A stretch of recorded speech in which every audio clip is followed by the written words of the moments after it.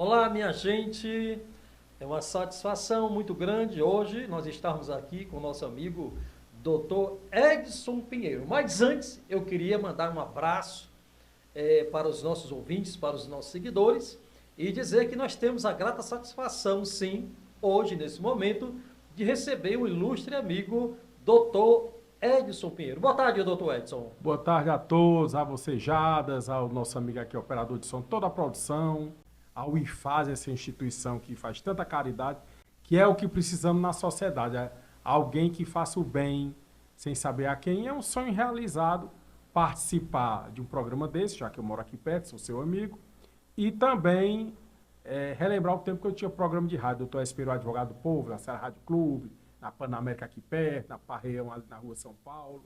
Muito bem, mas eu estou sabendo também que o Dr. Edson Pinheiro é pré-candidato a deputado federal nessas eleições. Nos diga alguma coisa aí em relação à sua pré-candidatura a deputado federal? Somos pré-candidato e como todo mundo né? Até Flávio Bolsonaro, Lula, todo mundo é pré-candidato, de acordo com a lei eleitoral. Depois, quando passa a Copa do Mundo, segundo semestre, é que chegam as candidaturas propriamente dita, a campanha eleitoral, depois a Copa do Mundo, que vai ocupar junho e julho.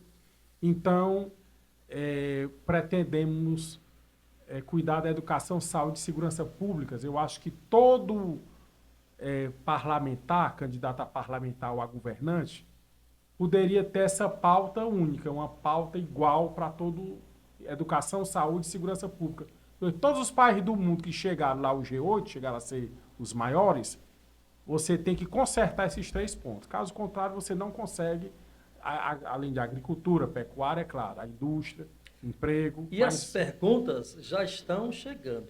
Nós nem iniciamos ainda, doutor Edson, e as perguntas já estão aqui chegando. E surgiu aqui uma pergunta polêmica, né? Saindo um pouquinho aqui da área política, depois a gente volta.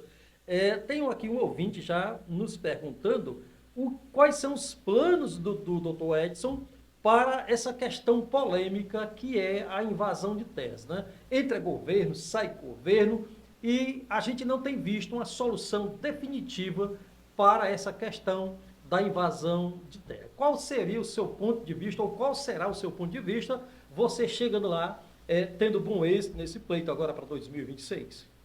Bem, o artigo 5º, que trata dos direitos, deveres e garantias individuais e coletivos, garantias, direitos e deveres individuais e coletivos da nossa Constituição, fala que só quem pode fazer a desapropriação, caso uma propriedade não cumpra a função social, é o Estado.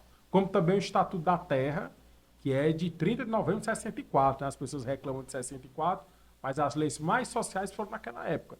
Então, nós vamos, caso cheguemos lá, e já estou trabalhando nisso, ou que eu chegue lá ou não, no movimento com terra, que é você usar a lei. Existe o desforço possessório, caso eu não chegue a ganhar, mas eu vou implementar essa ideia, já estou implementando, porque já trabalhei em 2 casos assim, e conscientizar as pessoas da lei. Aí entra a educação, que não é só matemática e português, existe a figura do desforço possessório, ninguém pode argumentar o desconhecimento da lei. Então, o nosso Código Civil, que é de 12 de outubro de 2002, tem lá o desforço possessório. Alguém invadir sua propriedade, você pode chamar um grupo de pessoas e seguranças e tirar na força física mesmo aqueles invasores. Isso é legal, é uma figura jurídica. Claro que o excesso punível você responde. Se você matar alguém, lesionar, você responde.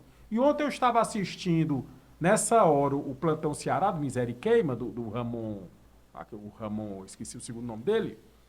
Ele passou uma história dessa de desforço possessório em Caucaia, em que pessoas invadiram.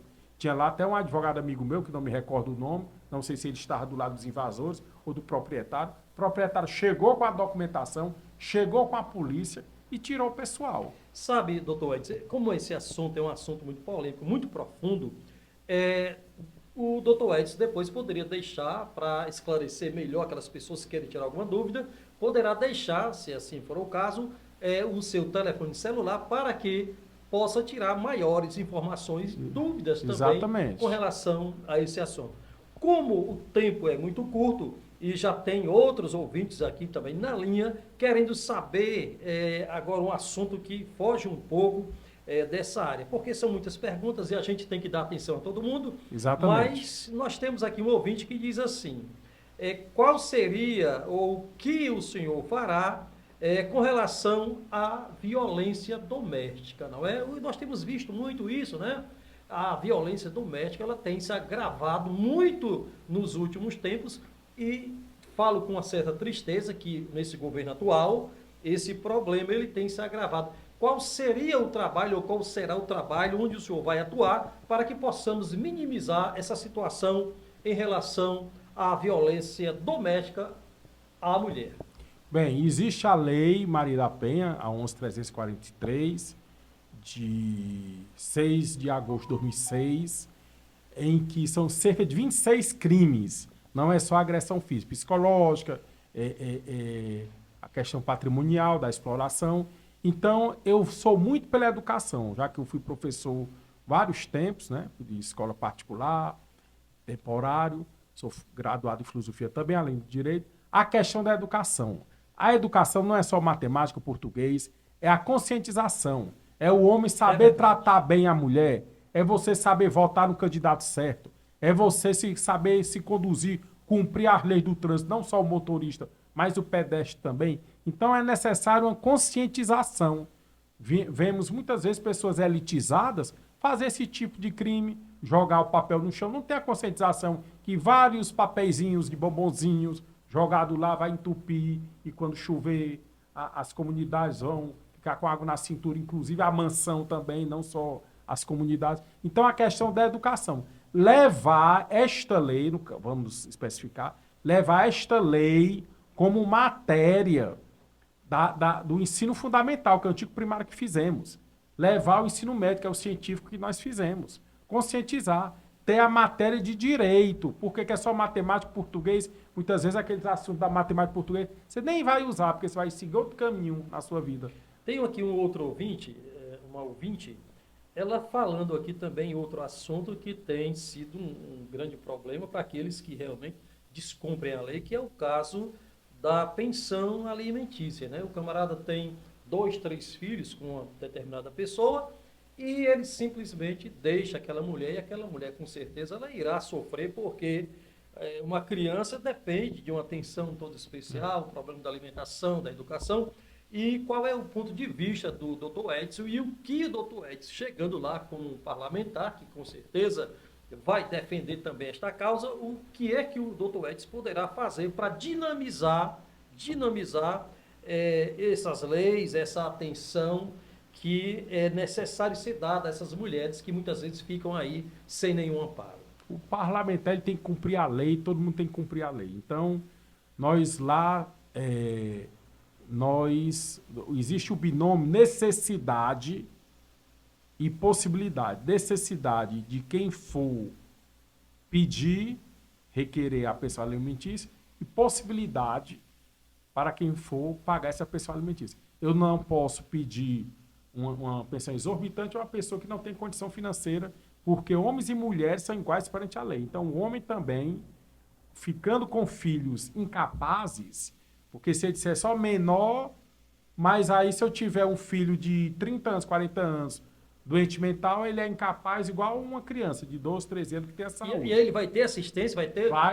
Vai ser obrigado a ter esse apoio dos pais? Sim. Do pai e da mãe também? E sim, a guarda, a mantença e a educação dos filhos. Isso aí não tem nada a ver com o divórcio dos pais, que quebra o vínculo matrimonial e a sociedade conjugal, ou seja, o vínculo matrimonial, aqueles direitos e deveres de fidelidade, de relação sexual, de sociedade conjugal, mas os filhos não têm nada a ver com isso, né? Desde que sejam incapazes, tanto que se a mulher fizer mau uso, aquele dinheiro, que a sociedade é machista, geralmente é a mulher que pede ao homem, mas homens e mulheres são iguais perante a lei.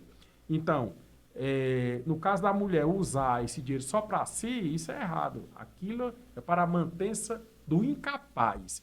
Tanto que se o pai, por exemplo, já trabalhando no caso desse, provou que ela não estava cuidando bem, estava cuidando de si. Namorando, forró nos pagodes, comprando carro.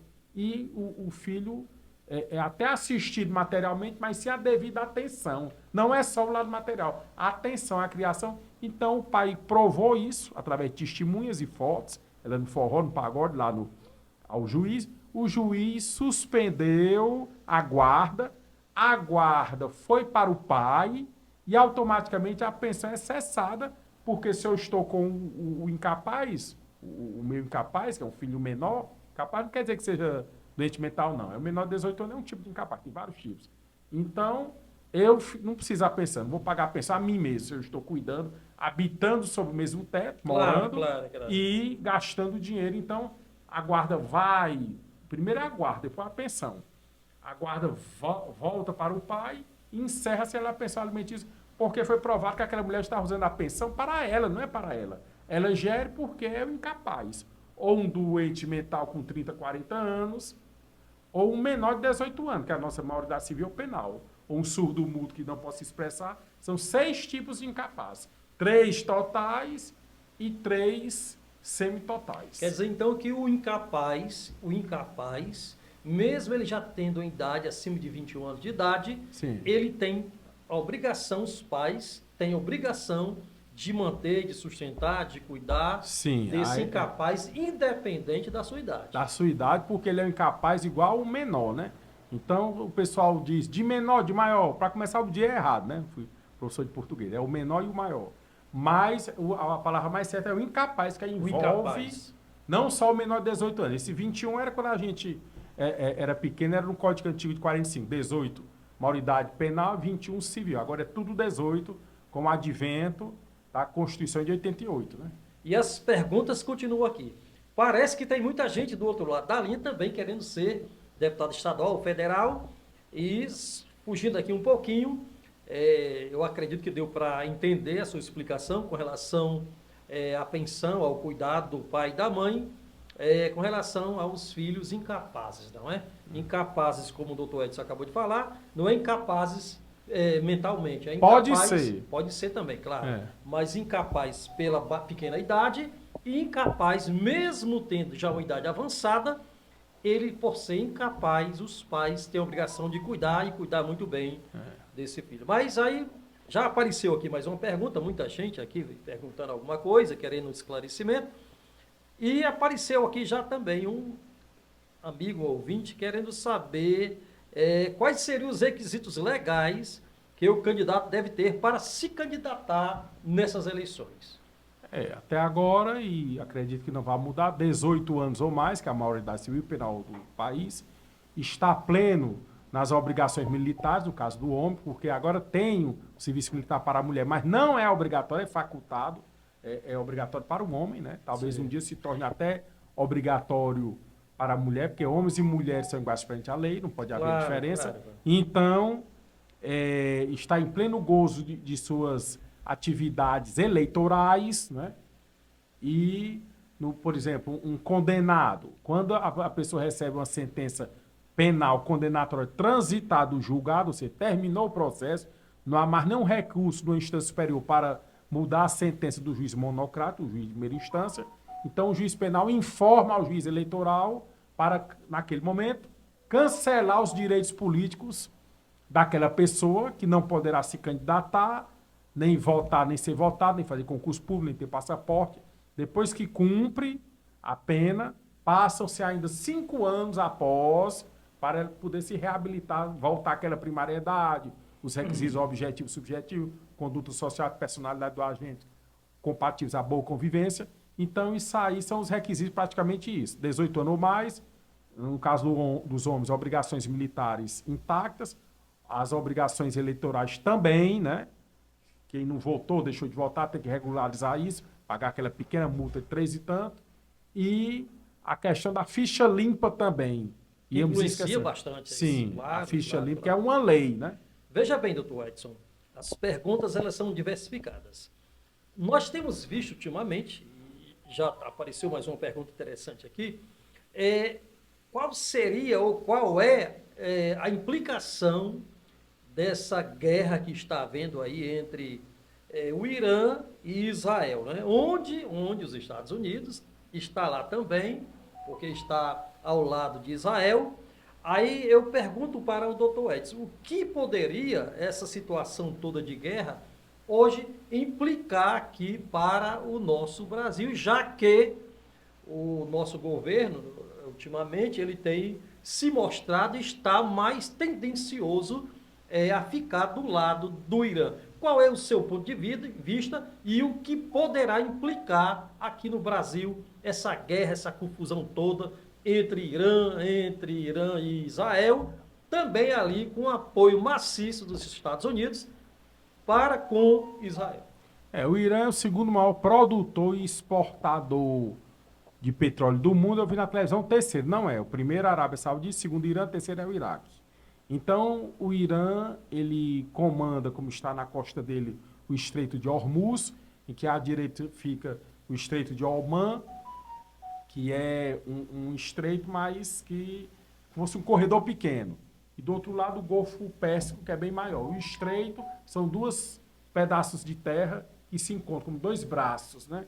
E certo. Que ali passa-se 38% dos navios petroleiros do mundo. Certamente vai começar a faltar petróleo e com isso o aumento da gasolina, do diesel e do inflação, né? Inflação, do modo geral, e do né? gás, e do arroz, do feijão, porque tudo vem pelo transporte e por aí vai, né? O tempo não é bom. O tempo está esgotado, mas eu quero agradecer os nossos ouvintes, dizer que o Instituto IFASE está à disposição de todos aqueles que têm um interesse maior de falar alguma coisa, de defender algum projeto, para as nossas lideranças comunitárias, para os pastores, mas eu quero também pedir aqui as considerações finais aqui do doutor Edson Pinheiro, pré-candidato a deputado estadual pelo Novo, federal, pelo Novo. Suas considerações finais, doutor Edson. Eu queria agradecer aqui essa oportunidade, que é uma rádio fomentada pela igreja, então é uma rádio de Deus também, que leva a palavra amiga, que leva essa utilidade pública, que leva a palavra de Deus, que é a Bíblia, e que possamos cada vez mais ter Jesus como o nosso norte a seguir, o nosso modelo, para que possamos viver em paz, né? Como ele disse, meu reino não é deste mundo, mas que bom se o reino dele fosse desse mundo também, fosse uma extensão. E nós, ali foi um momento, mas que com o esforço um dia poderá ser o reino dele, esse mundo também, uma filial do mundo dele, né? Do reino dele. Instituto IFASE, bem pertinho de você, vem para o Instituto IFASE.